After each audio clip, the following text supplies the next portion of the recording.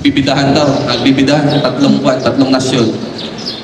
US, Japan, tsaka Pilipinas.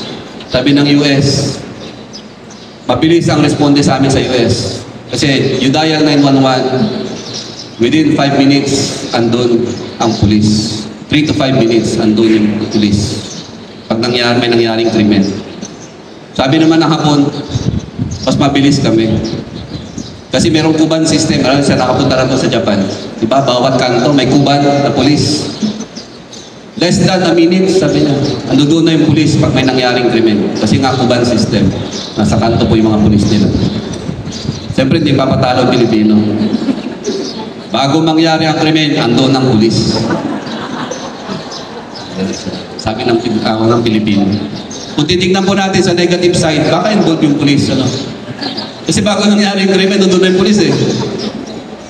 Pero sabi nga, community is the police, police is the community. Tayo po mismo, pulisin natin ang ating komunidad.